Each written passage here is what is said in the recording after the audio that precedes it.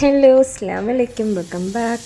ഇന്നൊരു ഈസി ആയിട്ടും വളരെ ഹെൽത്തി ആയിട്ടുള്ള ഒരു ബ്രേക്ക്ഫാസ്റ്റിൻ്റെ റെസിപ്പി ആയിട്ടാണ് വന്നിരിക്കുന്നത്. ബ്രേക്ക്ഫാസ്റ്റായിട്ടോ ഡിന്നറായിട്ടൊക്കെ കഴിക്കാം. എന്താ പറയുക, പ്രോട്ടീൻ റിച്ച് ആയിട്ടുള്ള ഒരു റെസിപ്പിയാണ്. ചെറുപയറും മുട്ടയും കൂടെ ചേർത്തിട്ടുണ്ടാക്കുന്ന ഒരു ദോശയാണ് കേട്ടോ. പിന്നെ ഇതിനൊരു ചമ്മന്തി ഉണ്ടാക്കുന്നുണ്ട്, വളരെ ഈസി ആയിട്ട് 1 മിനിറ്റിൽ ചെയ്തെടുക്കാൻ പറ്റുന്ന ഒരു ചമ്മന്തിയുടെ റെസിപ്പിയും കൂടെയുണ്ട്. അപ്പോൾ ഇതിന് വേണ്ടിയിട്ട് ഞാനിവിടെ 1 കപ്പ് ചെറുപയറാണ് എടുക്കുന്നത്. 1 ടീസ്പൂൺ ഉലുവയും ചേർത്ത് കൊടുക്കുന്നുണ്ട്. ഇത് ഞാൻ തലേ ദിവസം രാത്രി വെള്ളം ഒഴിച്ച് കുതിർക്കാൻ വെക്കുന്നുണ്ട് കേട്ടോ. ഇപ്പോൾ രാവിലത്തേക്കാണ്. അപ്പോൾ ഇതിപ്പം ഏകദേശം കുതിർന്ന് വന്നിട്ടുണ്ട്. ഇപ്പോൾ രാവിലെ ബ്രേക്ക്ഫാസ്റ്റ് ആയിട്ടാണ് ഞാനിത് ഉണ്ടാക്കാൻ പോകുന്നത്. അപ്പോൾ നമുക്കിത് ജാറിലോട്ട് മാറ്റാം. അപ്പോൾ നമുക്കിത് മിക്സിയുടെ ജാറിലോട്ട് ഇട്ട് കൊടുക്കാം കേട്ടോ. ഹൈ പ്രോട്ടീൻ റിച്ച് ആയിട്ടുള്ള ഒരു റെസിപ്പിയാണ് കേട്ടോ. ബ്രേക്ക്ഫാസ്റ്റ് ആയിട്ടും ഡിന്നറായിട്ടൊക്കെ നമുക്ക് പെട്ടെന്ന് ഉണ്ടാക്കി കഴിക്കാൻ പറ്റുന്ന ഒരു ദോശയാണ്. ഇനി ഇതിലോട്ട് 1 കഷ്ണം ഇഞ്ചി ചെറുതായിട്ട് കട്ട് ചെയ്തത്, 1 കുടം വെളുത്തുള്ളി, 1 കൈപ്പിടി നിറയെ മല്ലിയില, 1 ടീസ്പൂൺ ജീരകം പൊടിച്ചതാണ് കേട്ടോ. പിന്നെ 1 ടീസ്പൂൺ കുരുമുളക് പൊടി, പിന്നെ കുറച്ച് ആവശ്യത്തിന് കായപ്പൊടി, ആവശ്യത്തിന് ഉപ്പും ചേർത്ത് അരച്ചെടുത്തതിന് ശേഷം 2 മുട്ട പൊട്ടിച്ച് ചേർക്കാം.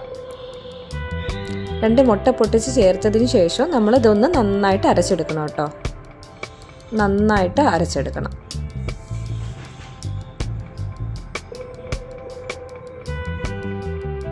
അങ്ങനെ പാകത്തിന് ഉപ്പും ചേർത്ത് നമുക്ക് അരച്ചെടുക്കാം.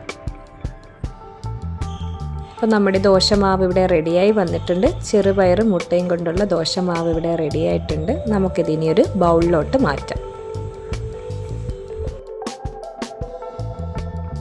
ചെറുപയർ മുട്ടയും കൂടെ ചേർത്ത് അരച്ചെടുക്കുന്നതുകൊണ്ട് തന്നെ ഇതിൽ ആവശ്യത്തിന് വെള്ളത്തിൻ്റെ ഒരു അംശം ഉണ്ടാകും. അപ്പോൾ ഒരുപാട് വെള്ളം ചേർത്ത് അരയ്ക്കേണ്ട, വെള്ളം നോക്കിയിട്ട് വേണം ചേർക്കാനായിട്ട്.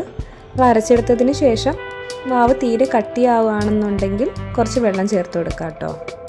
ഇനി നമുക്കിതിന് വേണ്ടിയിട്ടൊരു ചമ്മന്തി റെഡിയാക്കി എടുക്കാം. അപ്പോൾ അതിന് വേണ്ടിയിട്ട് ഞാനൊരു സവാള ചെറുതായിട്ട് കട്ട് ചെയ്ത് ജാറിലോട്ട് ഇട്ട് കൊടുക്കുവാണ്.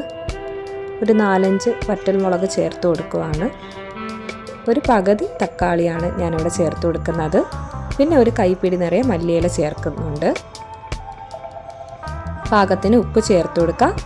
എന്നിട്ട് നന്നായിട്ട് പേസ്റ്റ് രൂപത്തിലാക്കി അരച്ചെടുക്കാം. അപ്പം നമ്മുടെ ചമ്മന്തി ഇവിടെ റെഡിയായി വന്നിട്ടുണ്ട്. തക്കാളി ചേർക്കുന്നുണ്ട്, അധികം വെള്ളം ചേർക്കേണ്ട ആവശ്യമില്ല കേട്ടോ. അത്യാവശ്യം ഇച്ചിരി എരിവുള്ള ചമ്മന്തിയാണ്. അപ്പോൾ ഈ ദോശയ്ക്ക് പറ്റിയൊരു ചമ്മന്തിയാണ് കേട്ടോ. എല്ലാവരും ട്രൈ ചെയ്ത് നോക്കണം. ചമ്മന്തി റെഡിയായി കഴിഞ്ഞു. ഇനി നമുക്ക് ദോശ ചുട്ടെടുക്കാം. അപ്പം കല്ലടുപ്പത്ത് വെച്ച് കൊടുത്ത് ദോശക്കല്ല് ചൂടായി വന്നതിന് ശേഷം നമുക്ക് മാവ് ഒഴിച്ചു കൊടുക്കാം. ഒന്ന് ചെറുതായിട്ട് പരത്തിയെടുക്കാം കേട്ടോ. ഹൈ ഫ്ലെയിമിലിട്ട് കുക്ക് ചെയ്യരുത്, ദോശ കരിഞ്ഞോവാൻ ചാൻസ് ഉണ്ട്. അപ്പോൾ ചെറു തീയിൽ വെച്ച് വേണം വേവിച്ചെടുക്കാനായിട്ട്.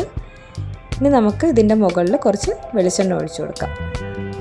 നെയ്യ് ഉണ്ടെന്നുണ്ടെങ്കിൽ നെയ്യ് ഒഴിച്ചു കൊടുക്കാം, വെളിച്ചെണ്ണ വേണമെങ്കിലും ഒഴിച്ചു കൊടുക്കാം. ഏതായിരുന്നാലും പ്രശ്നമില്ല. അപ്പോൾ നമ്മുടെ ഹെൽത്തി ആയിട്ടുള്ള ദോശ ഇവിടെ റെഡിയായിക്കൊണ്ടിരിക്കുകയാണ്. ഈ റെസിപ്പി ഇഷ്ടമായാൽ എൻ്റെ ചാനൽ ലൈക്ക് ചെയ്യാനും ഷെയർ ചെയ്യാനും കമൻറ്റ് ചെയ്യാനും സബ്സ്ക്രൈബ് ചെയ്യാനും മറക്കരുത്. അപ്പോൾ ഈ ചാനലിൽ കൂടുതൽ വീഡിയോസ് കാണാനായിട്ട് എൻ്റെ യൂട്യൂബ് ചാനൽ സബ്സ്ക്രൈബ് ചെയ്യുക. Thanks for watching.